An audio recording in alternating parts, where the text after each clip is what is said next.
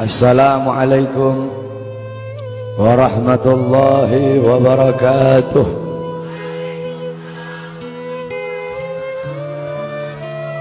Bismillahirrahmanirrahim. Alhamdulillahil qawiyyi sultanuh, al-wadihil burhanuh, al-mabsut fil wujud karamuhu wa ihsanuh. Allahumma salli ala nuril anwar wa sirril asrar wa tiryakil akhyar wa miftah babil yasar Sayyidina wa maulana Muhammadin al-Mukhtar wa alihi al-athhar wa ashabihi al-akhyar adada ni'amillahi wa ifdalih, amma ba'd.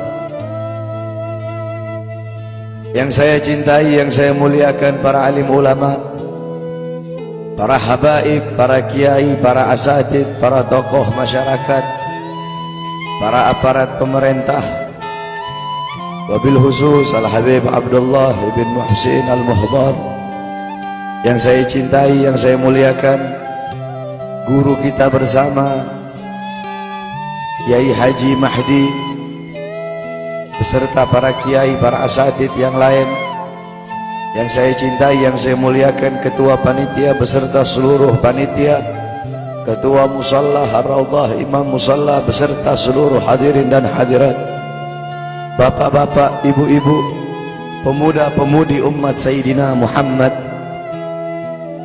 yang selalu dimuliakan oleh Allah Subhanahu wa ta'ala. Alhamdulillah, segala puji dan syukur kembali ke hadirat Allah Subhanahu wa ta'ala. Dialah Allah Subhanahu wa ta'ala, Tuhan seru sekalian alam. Dialah Allah, Raja yang menguasai segala kekuasaan. Dialah Allah Subhanahu wa ta'ala yang maha besar dari segala sesuatu yang besar. Yang besar selain Allah kecil.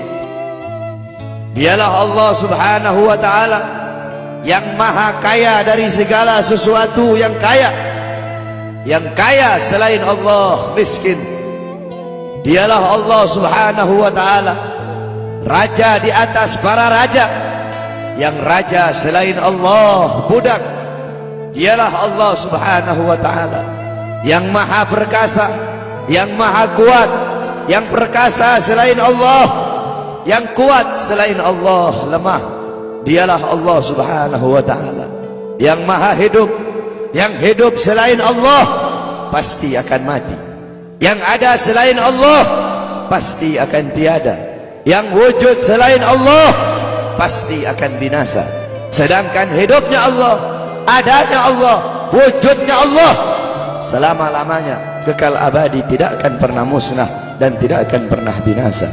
Dialah Allah yang dimana kedekatan hamba dengannya tidak akan membuat hamba itu setara dengannya. Jauhnya hamba darinya tidak akan membuat dinding penghalang antara hamba dengannya. Dialah Allah yang dimana walaupun seluruh hamba-hamba dari awal zaman sampai akhir zaman semuanya berbuat baik, tidak akan menambahkan sedikit pun keagungan di sisi. Dan dialah Allah yang dimana walaupun seluruh hamba-hamba dari awal zaman sampai akhir zaman semuanya berbuat dosa, tidak akan mengurangi sedikit pun keagungan di sisinya. Dan dialah Allah yang dimana pada malam hari yang mulia ini, di tempat yang penuh dengan barakah ini, Allah Subhanahu wa ta'ala sedang memandang kita semua yang duduk di tempat ini. Allah pandang dengan pandangan rahmat, Allah pandang dengan pandangan kasih sayang, Allah pandang dengan pandangan maghfirah, Allah pandang dengan pandangan pengampunan. Kenapa saudara-saudara? Karena kita mendapatkan keberkahan dan kemuliaan dari baginda agung Nabi besar Muhammad sallallahu alaihi wasallam. Allah Subhanahu wa ta'ala mengampuni dosa-dosamu yang telah lalu, mulai dari langkahan kaki kalian dari rumah kalian menuju ke tempat ini. Dari tempat ini kalian pulang menuju ke rumah, di situ Allah ampuni dosa-dosa yang akan datang. Kenapa? Karena duduknya kita di sini mendapatkan barokah dari para ulama. Duduknya kita di sini mendapatkan barokah dari orang-orang saleh. Kita duduk di sini berkumpul bersama para kiai, berkumpul bersama para ustadz, berkumpul bersama orang-orang saleh. Qala Rasul sallallahu alaihi wasallam, "Man zara aliman fa ka'annama zarani, man safa aliman fa ka'annama safahani, man jalasa aliman fa ka'annama jalasani fid dunya, faman jalasani fid dunya ajlastuhu ma'i yaumal qiyamah." Berkata Rasulullah sallallahu alaihi wasallam, siapa orang yang mendatangi ulama, mendatangi kiai, mendatangi ustadz, mendatangi guru-guru agama, sama seperti kalian mendatangiku, kata Rasul. Siapa orang yang musafahah, mencium tangan ulama, mencium tangan kiai, mencium tangan guru-guru agama, sama seperti kalian mencium tanganku. Dan siapa orang yang di dunia duduk berkumpul bersama ulama, duduk berkumpul bersama orang-orang soleh, duduk berkumpul bersama para kiai, sama seperti kalian duduk denganku di dunia. Dan siapa orang yang duduk denganku di dunia, kelak di yaumil qiyamah akan aku dudukkan dia bersamaku. Orang-orang yang beruntung di akhirat, orang-orang yang berbahagia di akhirat, bukanlah orang-orang yang hanya datang sekedar bawa pahala sholat, yang hanya datang sekedar bawa pahala zakat, yang hanya datang sekedar bawa pahala haji. Akan tetapi orang-orang yang beruntung di akhirat, orang-orang yang kedua matanya dihalalkan oleh Allah untuk memandang wajah indah baginda Sayyidina Muhammad. Saudara-saudara, kelak di akhirat, kalau kedua mata kita tidak bisa memandang wajah Nabi, kalau kedua mata kita Allah haramkan untuk memandang wajahnya Nabi, kita menjadi orang-orang yang celaka, kita menjadi orang-orang yang rugi kalau nanti tidak bisa memandang wajahnya Nabi Muhammad. Para sahabat-sahabat yang mulia, beliau-beliau ingin masuk surga. Tujuannya itu bukan istana yang temboknya terbuat dari emas putih, bukan istana yang tanahnya terbuat dari kasturi, bukan bidadari-bidadari, bukan telaga Al-Kautsar, bukan telaga Al-Haud. Tujuan para sahabat masuk surga, tujuan para sahabat masuk surga satu, berkumpul dengan Nabi Muhammad SAW. Andaikan di surga tidak ada Nabi, para sahabat tidak mungkin masuk surga, saudara-saudara. Sayyidina Ja'far bin Abi Thalib, Ja'far At-Tuyar, Ja'far At-Tuyur yang berterbangan di surga. Sayyidina Ja'far bin Abi Thalib, ketika beliau mati syahid, kedua tangannya terputus, Allah gantikan dengan sayap, sehingga Ja'far, ruhnya beliau menghadap Allah Subhanahu wa taala. Ketika ruhnya beliau mau sampai ketika roh beliau mau sampai di hadapan Allah, tiba-tiba terbayang dari kedua matanya beliau pandangan kepada wajah baginda Nabi besar Muhammad SAW. Terbayang akan wajah Nabi Muhammad, sehingga beliau bermohon kepada Allah, ya Allah, izinkan aku kembali ke dunia untuk memandang wajah indah baginda Nabi besar Muhammad SAW. Sayyidina Abu Bakar As-Siddiq radhiyallahu anhu, ketika beliau sedang berkumpul bersama Nabi, Nabi Muhammad berkata, wahai Abu Bakar, apakah engkau sudah makan? Kata Sayyidina Abu Bakar, aku belum makan ya Rasulullah. Pulanglah engkau pergi makan dulu. Pulang Sayyidina Abu Bakar As-Siddiq. Ketika Sayyidina Abu Bakar As-Siddiq pulang, tidak lama kemudian datang lagi. Kata Rasul, wahai Abu Bakar, aku tidak pernah melihat orang makan secepat itu. Kok cepat banget engkau makan? Apa kata Sayyidina Abu Bakar? Ya Rasulullah, ketika aku akan memakan makanan itu ya Rasulullah, tiba-tiba teringat wajahmu ya Rasulullah. Makanya aku tinggalkan makanan itu dan aku kembali ke sini lebih memilih untuk memandang wajah indahmu ya Rasulullah. Maka rugi, celaka kalau kelak di akhirat kita tidak bisa memandang wajahnya Nabi Muhammad. Nah, bagaimana caranya biar kita bisa memandang wajahnya Nabi? Bagaimana caranya biar kita bisa berjumpa dengan Nabi? Di akhirat kita tidak bakal bisa berjumpa dengan Nabi. Di akhirat kedua mata kita tidak bakal bisa memandang wajah Nabi. Kalau di dunia kita jauh dari majlis-majlis Nabi Muhammad.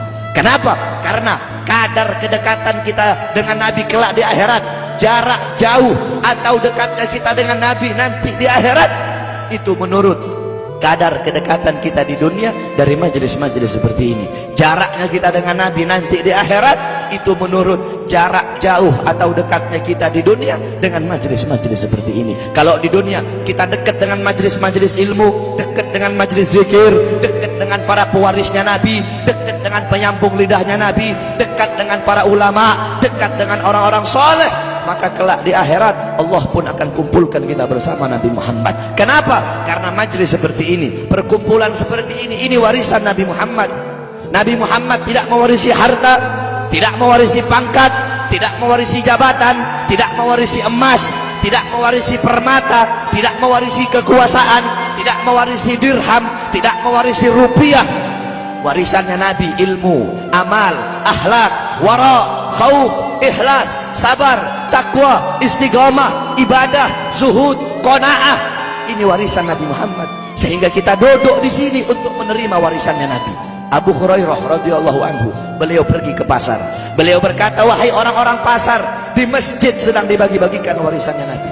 Yang berdagang menutup dagangannya, yang berbisnis menghentikan bisnisnya, mereka pergi ke masjid. Ketika mereka sampai ke masjid, mereka bilang, wahai Abu Hurairah, mana katanya sedang dibagi-bagikan warisannya Nabi? Di sini cuma ada halago-halago ilmu, cuma ada perkumpulan-perkumpulan ilmu. Apa kata Abu Hurairah? Perkumpulan ilmu, majelis ilmu, itulah warisan Nabi Muhammad. Kita duduk di sini menerima warisannya Nabi. Maka warisan mana yang lebih mulia selain daripada warisan Nabi Muhammad? Warisan mana yang lebih agung selain daripada warisan Nabi Muhammad? Warisan mana yang lebih berharga selain daripada warisan Nabi Muhammad? Warisan mana yang lebih bermanfaat selain daripada warisan Nabi Muhammad? Oleh karena itu bersyukur kita kepada Allah, karena Allah jadikan kita hamba-hamba yang duduk di majelis ilmu. Berapa banyak hamba-hamba di luar sana yang belum Allah berikan petunjuk? Berapa banyak hamba-hamba di luar sana hatinya belum Allah gerakkan untuk duduk di majelis-majelis seperti ini. Qala Rasul, ad-dunya mal'un, mal'unu ma fiha illa dzikrullah wa ma wala wa'aliman aw muta'alliman. Dunia ini terkutuk, dunia ini hina, dunia ini bejat, dunia ini biadab, wa ma fiha, dan hal-hal yang ada di dalamnya illa dzikrullah, kecuali orang-orang yang mengingat Allah, orang-orang yang berzikir kepada Allah, yang hatinya berhubungan dengan Allah, yang hatinya bersambung kepada Allah, yang hatinya mencintai Allah, yang hatinya takut kepada Allah, yang mengalir akan air matanya karena takut kepada Allah, yang lidahnya basah dengan Al-Quran, dengan zikir, dengan tahlil, dengan tahmid, dengan tasbih, dengan takbir, dengan tamjid, dengan salawat. Orang-orang yang taat kepada Allah, yang patuh kepada Allah, yang tunduk kepada Allah, yang bertakwa kepada Allah, yang menghambakan dirinya kepada Allah.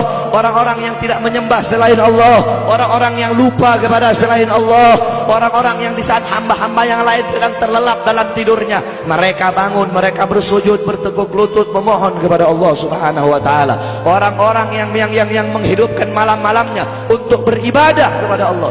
Wa aliman, orang-orang yang alim, orang-orang yang soleh, para kiai, para ustadz, para guru-guru agama. Wa muta'alliman, para penuntut ilmu yang suka duduk di majelis ilmu, di pesantren, di masjid, di musalla untuk menuntut ilmunya Allah. Cuma ini golongan yang mulia di muka buminya Allah. Selain daripada itu, yang sibuk dengan urusan dunia, yang sibuk dengan urusan harta, yang sibuk dengan urusan bisnis, yang sibuk dengan urusan pangkat, yang sibuk dengan urusan jabatan, siapapun, saya kek, kiai kek, habib kek, ustadz kek, lurah kek, camat kek, bupati kek, wali kota kek, gubernur kek, menteri kek, presiden kek, siapapun yang sibuk dengan urusan dunia sehingga lalai, sehingga lupa, sehingga ghafir, sehingga lupa kepada Allah, sehingga lalai dari kewajiban, maka termasuk dalam mal'un yang dikatakan oleh baginda Nabi besar Muhammad sallallahu alaihi wasallam. Oleh karena itu bersyukur kita kepada Allah. Ini nikmat yang luar biasa, ini nikmat yang agung. Allah kumpulkan kita bersama ulama. Kedua mata kita memandang wajah para ulama, kedua mata kita memandang wajah ulama. Ini suatu anugerah yang luar biasa, saudara-saudara. Di zamannya Syekh Abu Yazid Al-Bustami, ketika itu sedang ditimpa musim kemarau. Orang-orang kampung berkumpul, mereka sholat istisqa, mereka sholat minta hujan. Berkali-kali mereka sholat, tapi nggak turun-turun hujan. Akhirnya datang seorang anak muda. Anak muda itu mengangkat tangan dan berkata, Ya Rab, bihaqqi ma fi ra'si inzil matar. Ya Allah, demi hak yang ada di dalam kepalaku, turunkan hujan. Tiba-tiba turun hujan. Orang-orang kampung menghampiri anak muda tersebut dan berkata, wahai anak muda, kami berkali-kali sholat minta hujan, tapi nggak turun-turun hujan. Engkau satu kali kau minta, satu kali kau berdoa kepada Allah dengan membawa hak yang ada dalam kepalamu, Allah terima kau punya doa. Memangnya dalam kepalamu itu ada apa? Anak muda tersebut berkata, di dalam kepalaku ada kedua bola mata, yang dimana kedua bola mata ini pernah aku gunakan untuk memandang wajahnya Syekh Abu Yazid Al-Bustami.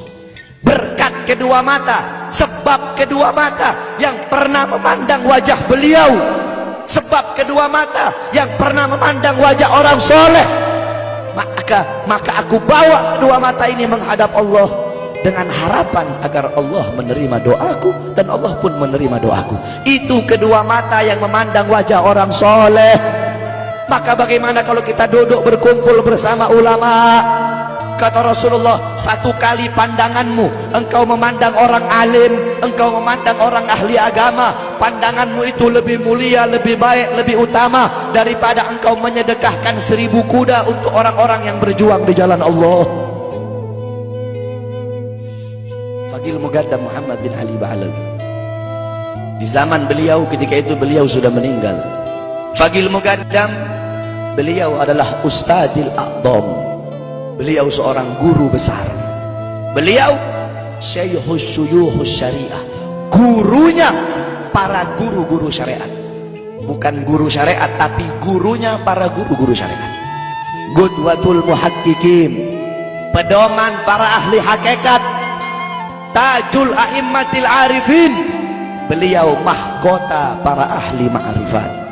Faqih Muqaddam, kakeknya para habaib, kakeknya Segaf Wal Idrus Al-Habsyi Al-Abbas bin Syahab dan para habaib-habaib yang lain. Nah, Faqih Muqaddam dimakamkan di Zanbal. Zanbal itu pemakaman para aulia, pemakamannya orang-orang soleh, pemakaman para habaib. Dulu ada satu orang fasik, orang yang suka berbuat dosa. Ini orang fasik dikuburkan di dekat makam Zanbal. Ini orang fasik dikubur di dekat makamnya orang-orang soleh. Beberapa minggu kemudian ada seorang wali bermimpi. Seorang wali bermimpi bahwasanya orang fasik itu sedang disiksa oleh Allah, sedang diazab, sedang disiksa oleh Munkar dan Nakir. Tulang-tulangnya diremukkan.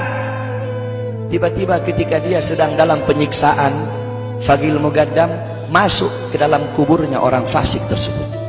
Faqih Muqaddam masuk dan Faqih Muqaddam bilang, wahai Munkar Nakir, pergilah engkau. Jangan engkau siksa orang ini. Dengan engkau menyiksanya, teriakan dia, jeritannya dia mengganggu zikirku kepada Allah Subhanahu wa ta'ala. Orang fasik tersebut dapat syafaat hanya karena kuburnya dekat dengan makomnya orang soleh. Maka bagaimana kalau kita di dunia dekat dengan ulama, duduk bersama orang-orang soleh? Dalam sebuah athar, Allah Subhanahu wa ta'ala bertanya kepada Jibril tentang seorang hamba. Wahai Jibril, tanya kepada hamba tersebut, apakah dulu ketika di dunia dia pernah duduk bersama ulama? Ditanya oleh Jibril, tidak pernah, aku tidak pernah duduk bersama ulama. Tanya kepadanya, apakah dia pernah makan bersama ulama? Ditanya, dia bilang tidak pernah makan bersama ulama. Tanya kepadanya, apakah garis keturunannya ada yang bersambung kepada ulama? Ditanya, ternyata tidak ada. Apakah dia cinta ulama, kenal ulama? Tidak. Kata Allah, masukkan orang ini ke surga. Jibril berkata, kenapa kau masukkan ke surga? Dia nggak pernah duduk bersama ulama, tidak pernah makan bersama ulama, orang alim bukan. Kata Allah, karena dia mencintai seseorang, yang dimana seseorang yang dia cintai cinta kepada ulama. Orang itu tidak langsung cinta ulama, tidak, tapi dia mencintai seseorang. Seseorang yang dia cintai itu cinta kepada ulama. Lihat, begitu luar biasanya mencintai para ulama. Karena beliau-beliau para ulama, orang-orang soleh, mereka orang-orang yang merindukan Allah dan Allah merindukannya. Mereka orang-orang yang mengutamakan Allah di atas segala-galanya, sehingga Allah mengutamakan mereka di atas segala-galanya. Mereka para ulama, orang-orang soleh, orang-orang yang banyak menangis karena takut kepada Allah. Dengan sebab-sebab mereka, dengan keberadaan beliau-beliau, hujan masih turun dari langit. Dengan sebab beliau-beliau, orang-orang yang takut, yang banyak menangis, karena beliau-beliau, bumi masih menumbuhkan tumbuh-tumbuhan untuk kita. andaikan tidak ada beliau-beliau, tidak ada para ulama, tidak ada orang-orang soleh, tidak ada para salafun soleh, tidak ada para solihin, tidak ada para waliullah, tidak ada orang-orang yang takut kepada Allah, langit tidak mau menurunkan hujan untuk kita, saudara-saudara. Oleh karena itu bersyukur kita kepada Allah. Allah kumpulkan kita bersama para ulama, Allah kumpulkan kita bersama orang-orang soleh. Ini kemuliaan yang Allah berikan kepada kita sebagai umat Nabi Muhammad. Saudara-saudara, kita duduk di majelis yang mulia ini untuk memperingati Isra wal Mi'raj baginda Nabi besar Muhammad SAW. Kita duduk di sini, kita tidak pernah memandang langsung wajahnya Nabi, kita tidak pernah berjumpa langsung dengan Nabi, kita tidak pernah duduk bersama-sama dengan Nabi. Untuk apa kita duduk di sini kalau bukan karena iman dan cintanya kita kepada Nabi Muhammad? Padahal kita tidak pernah berjumpa dengan Nabi, bertemu dengan Nabi tidak pernah, duduk bersama Nabi tidak pernah. Tapi kita beriman kepada Nabi Muhammad, kita cinta kepada Nabi Muhammad. Kita umat yang dirindukan oleh Nabi, umat yang dicintai oleh Nabi. Rasulullah ketika beliau sedang duduk bersama para sahabat, Rasulullah berkata, wahai para sahabat, tahukah kalian golongan-golongan yang soleh? Tahukah kalian golongan-golongan yang mulia? Sahabat berkata, apakah para malaikat ya Rasulullah? Rasul berkata, bagaimana mungkin malaikat tidak mulia sedangkan mereka berada di sisi Allah? Ada lagi yang mulia. Apakah para nabi dan rasul? Bagaimana mungkin nabi dan rasul tidak mulia sedangkan Allah menurunkan wahyu untuk mereka? Ada lagi yang mulia. Apakah kami ya Rasulullah? Bagaimana mungkin kalian para sahabatku tidak mulia sedangkan aku berada di tengah-tengah kalian? Ada lagi yang mulia. Kata sahabat, Allah dan engkau yang lebih tahu ya Rasul. Rasulullah menundukkan kepala, Nabi Muhammad menundukkan kepala. Dari kedua pelupuk mata beliau mengeluarkan air mata, membasahi pipi beliau sampai ke janggutnya beliau. Beliau menundukkan kepala sambil menangis dan beliau berkata, golongan yang mulia ini, golongan yang soleh ini, mereka golongan-golongan yang adanya nanti di akhir zaman. Mereka tidak pernah duduk bersamaku, mereka tidak pernah memandang wajahku, mereka tidak pernah mendengar langsung kata-kataku, akan tetapi mereka beriman kepadaku, kata Rasul. Mereka umat yang aku rindukan, mereka umat yang aku cintai. Tuba liman yarani wa amana bi, wa tuba summa tuba summa tuba liman lam yarani wa amana bi. Sungguh beruntung orang-orang yang beriman kepadaku, kemudian orang-orang yang melihatku kemudian beriman kepadaku. Dan sungguh beruntung, dan sungguh beruntung, dan sungguh beruntung. 3 kali keberuntungan, 3 kali kemuliaan bagi orang-orang yang tidak pernah melihatku akan tetapi mereka beriman kepadaku. Siapa? Kita umat Nabi Muhammad SAW. Kita tidak pernah memandang wajah Nabi, tidak pernah berkumpul dengan Nabi, tapi kita beriman kepada Nabi Muhammad. Apalagi kita umat Islam Indonesia, umat Islam Indonesia, umat yang dicintai oleh Rasulullah As-Sayyid Al-Habib Muhammad bin Alwi Al-Maliki. Ketika beliau berziarah ke makam Nabi Muhammad, dalam keadaan sadar beliau berjumpa langsung dengan Nabi Muhammad. Di belakang Nabi Muhammad ada ribuan orang. Habib Muhammad pun bertanya, ya Rasulullah, siapa yang ada di belakangmu ini ya Rasulullah? Ribuan orang ini, ribuan golongan ini siapa ya Rasulullah? Rasulullah berkata, ini mereka yang ada di belakangku. Mereka adalah umat Islam yang aku cintai. Mereka umat Islam yang ada di Indonesia, kata Rasulullah SAW. Kita dicintai oleh Rasul. Kenapa? Coba kita lihat di Indonesia, saudara-saudara. Kalau bulan Maulud, kalau bulan Rabiul Awal, di kampung-kampung, di musola-musola, setiap masjid, setiap langgar, setiap pesantren, setiap RT, setiap RW pasti bikin maulid Nabi Muhammad. Kalau udah bulan Rajab, setiap pesantren, musola, masjid, kampung, RT, RW pasti bikin Isra wal Mi'raj baginda Nabi besar Muhammad. Negara-negara yang lain, tempat-tempat yang lain tidak seperti kita, saudara-saudara. Makanya kita menjadi umat yang dicintai oleh Rasul, umat yang dimuliakan oleh Nabi Muhammad, umat yang dirindukan oleh Nabi Muhammad SAW. Allah berkata dalam Al-Quran, laqad ja'akum rasulun min anfusikum azizun alaihi ma'anittum harisun alaikum bil mu'minina raufur rahim. Hei sekalian umat manusia, yang kaya, yang muda, yang tua, yang muda, yang kaya, yang miskin, mulai pejabat sampai rakyat, ulama sampai umat. Hei sekalian umat manusia, laqad ja'akum, telah sampai kepada kalian, telah datang kepada kalian rasulun, utusan Allah, min anfusikum, dari golongan kalian manusia, azizun alaihi ma anittum, sungguh berat baginya penderitaan yang kau alami, sungguh berat baginya kesusahan yang kau alami. Sebelum kalian susah, dia lebih dahulu susah. Sebelum kalian menderita, dia lebih dahulu menderita. Sebelum kalian menangis, dia lebih dahulu menangis. Sebelum kalian berdarah, dia lebih dahulu berdarah. Azizun alaihi ma'antum harisun alaikum, dia menjaga kalian, menjaga akidah kalian, keyakinan kalian, tauhid kalian, syariat kalian, sholat kalian, agar kalian tidak menyimpang, agar kalian tidak tersesat, agar kalian tetap berada di jalannya Allah. Bil mu'minina raufur rahim, kepada orang-orang yang beriman beliau sangat cinta, beliau sangat sayang, beliau mencintaimu sebelum engkau mencintainya, beliau merindukanmu sebelum engkau merindukannya. Siapa beliau? Siapa dia? Dia adalah seorang manusia yang mengorbankan jiwanya, mengorbankan nyawanya, mengorbankan darah dan hartanya demi kita sebagai umat. Beliau kepanasan, kedinginan, 3 hari 3 malam makan, mengganjal perutnya dengan sebongkah batu. Perut suci beliau berbunyi. Kelaparan bukan untuk dirinya, kelaparan bukan untuk anak cucunya, kelaparan demi kita sebagai umat. Beliau seorang manusia yang pipinya pernah tertusuk duri sampai tembus ke sebelah demi kita sebagai umat.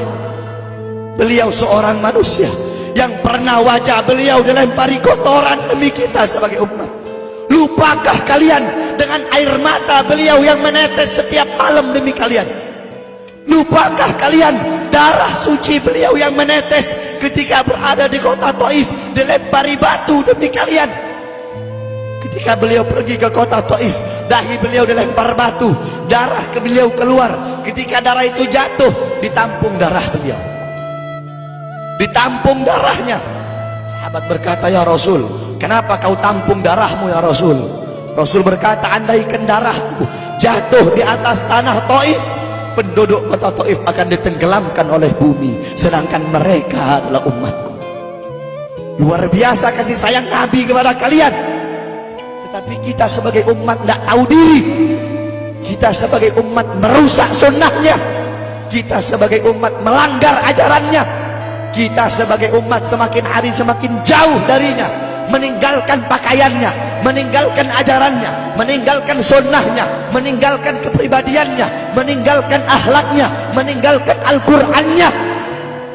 Rasulullah sallallahu alaihi wasallam yang dimana gal Sayyidina Ali karamallahu wajhah, inna Rasulullah fi akhir nafsi harragat syafataihi marratain fa'algaitu sam'i fasami'tuhu yaqul ummati ummati faqubida Rasulullah sallallahu alaihi wasallam wa qala law kanatid dunya tadumu liwahidin la kana Rasulullah sallallahu alaihi wasallam fiha mukhallada.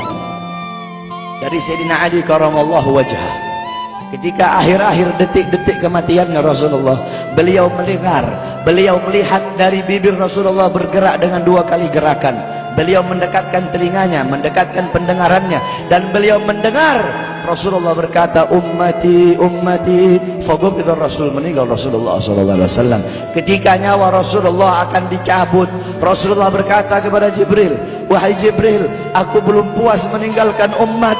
Aku tidak mau meninggalkan mereka dalam keadaan belum diberi jaminan oleh Allah. Wahai Jibril, sampaikan kepada Allah, aku tidak minta jaminan untuk diriku, aku tidak minta jaminan untuk keluargaku, aku minta jaminan untuk umatku. Wahai Jibril, sampaikan kepada Allah. Jibril pun pergi kepada Allah. Jibril pun berkata, ya Allah, kekasihmu Muhammad meminta jaminan untuk umatnya. Allah bilang, wahai Jibril, katakan kepada Muhammad, aku tidak akan menghinakan umat Muhammad. Basyirhu fa innahu awwalu nasin kharijum minal ardi idza bu'isu. Kemudian beliau ditarik lagi nyawa beliau berkata, ya Khalil Israel, wahai kekasihku Israel, apakah seperti ini rasa sakit ketika dicabut nyawa? Israel berkata, iya ya Rasulullah, seperti inilah rasa sakit ketika dicabut nyawa ya Rasulullah. Apakah rasa sakit seperti ini juga yang kelak, yang ya Allah, biar aku menanggung sakratul maut seluruh umat. Ya Allah, mereka tidak akan kuat, mereka tidak akan sanggup. Aku nabi mereka, aku pemimpin mereka, biar aku menanggung beban penderitaan sakratul maut mereka ya Allah. Biar aku menanggung sakratul maut umatku ya Allah. Di mana kita sebagai umat? Apa yang telah kita lakukan untuk Nabi Muhammad? Nabi berkorban untuk kita di saat detik-detik terakhir nafasnya, tidak memikirkan rasa sakitnya, tidak memikirkan pedihnya, tidak memikirkan beratnya. Beliau memikirkan nasib kita sebagai umat.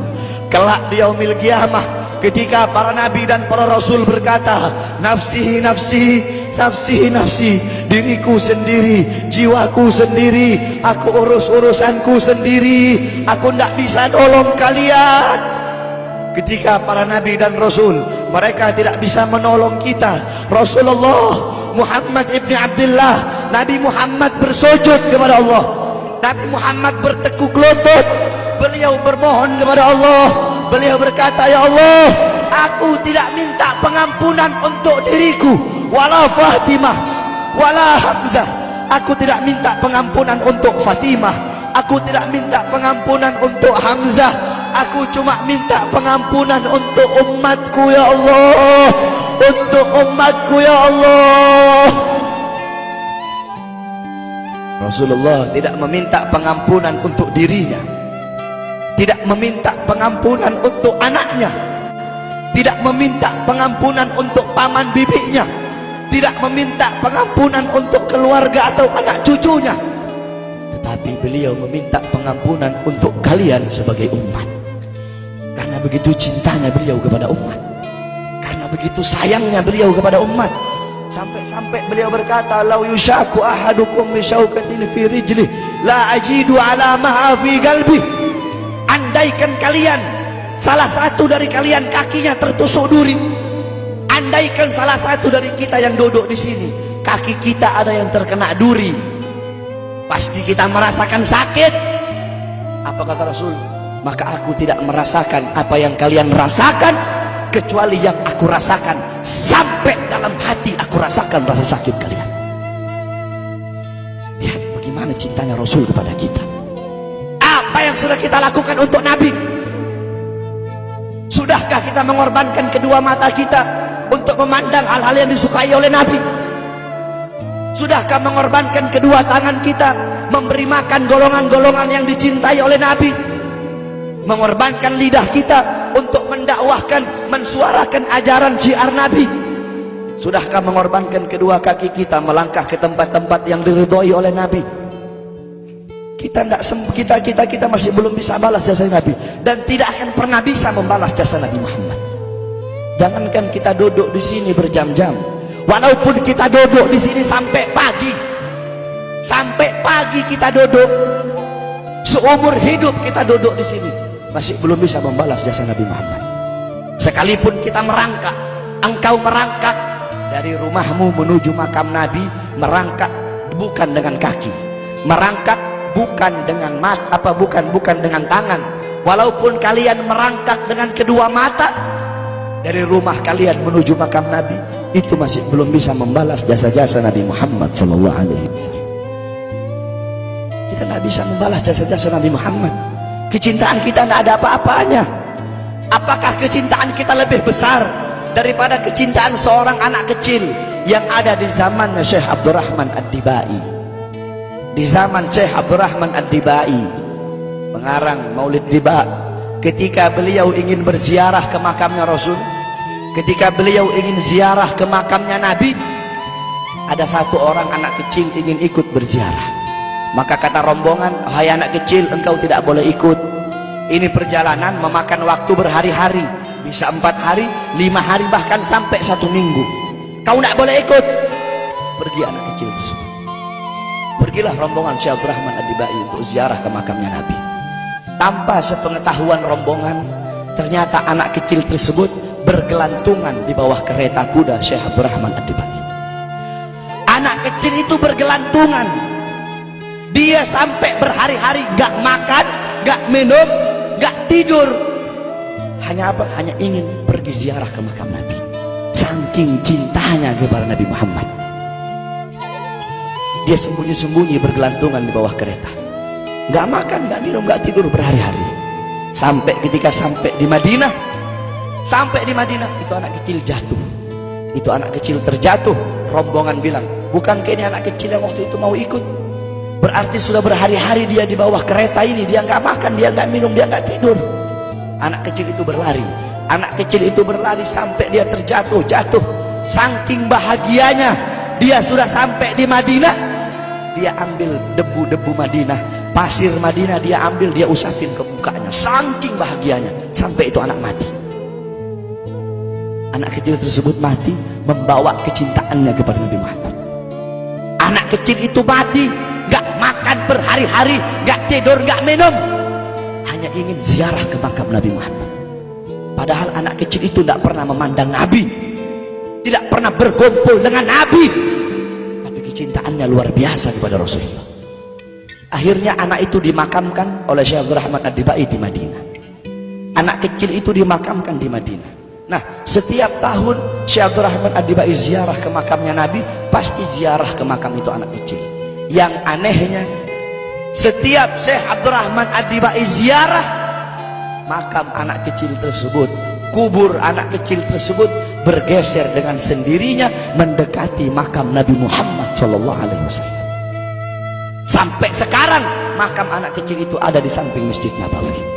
Saking cintanya anak kecil tersebut kepada Rasulullah SAW. Kecintaannya kita nggak ada apa-apanya. Kita tiap hari maksiat, tiap hari berbuat dosa, melakukan hal-hal mungkarat, dhalalat, sayyiat. Takutlah kita kepada Allah. Kembalilah ke ajaran Nabi Muhammad. Jadikan beliau sebagai teladanmu, jadikan beliau sebagai pedomanmu. Hidupkan rumah tanggamu dengan ajaran beliau. Hidupkan kampungmu dengan dengan ajaran dan sunnah beliau. Jadikan rumah tanggamu rumah tangga Sayyidina Muhammad, kampungmu kampung Sayyidina Muhammad, desamu desa Sayyidina Muhammad, kotamu kota Sayyidina Muhammad. Man tasyabbaha biqaumin fahuwa minhum. Barang siapa yang mengikuti suatu kaum, maka dia sama dengan kaum tersebut. Kalau engkau mengikuti Nabi, mengikuti ajarannya Nabi, mengikuti sunnah-sunnahnya Nabi, Rasul yang kau jadikan teladan, Rasul yang kau jadikan pedoman, maka beliau-beliau dimuliakan oleh Allah, kita pun akan dimuliakan oleh Allah. Kita lihat anak-anak muda kita zaman sekarang, pemuda-pemudi kita zaman sekarang, yang dijadikan teladan bukan Rasul, yang dijadikan teladan bukan Nabi Muhammad, bukan sahabat, bukan ahlul bait, bukan tabi'in, bukan ulama, bukan solehin. Anak-anak muda kita mengikuti budaya barat, mengikuti pola pikir barat, gaya hidup barat, gaya berpakaian barat, meninggalkan ajaran Nabi Muhammad, meninggalkan pakaian Nabi dan memakai pakaian musuh-musuh Nabi Muhammad, meninggalkan kepribadian Nabi dan memakai kepribadian musuh-musuh Nabi Muhammad SAW. Berapa banyak anak-anak muda kita di Indonesia rela menahan sakit, rela menahan sakit, menindik kupingnya, dia tindik kuping, tindik bibir, tindik telinga, semua satu muka ditindik, ditato, rela tahan sakit. Untuk apa? Untuk mengikuti idolanya orang-orang barat. Tetapi sudahkah anak-anak kita rela menahan sakit, duduk lama-lama di majelis Nabi Muhammad? Sudahkah anak-anak muda kita rela menahan sakit, iktikaf di masjid? Kenapa? Karena kita sebagai orang tua lalai dalam mendidik anak. Bapak-bapak zaman sekarang sibuk cari harta untuk ngasih makan jasmani anak-anaknya, tetapi lupa memberi makan ruhani, jiwa dan hati anak-anaknya.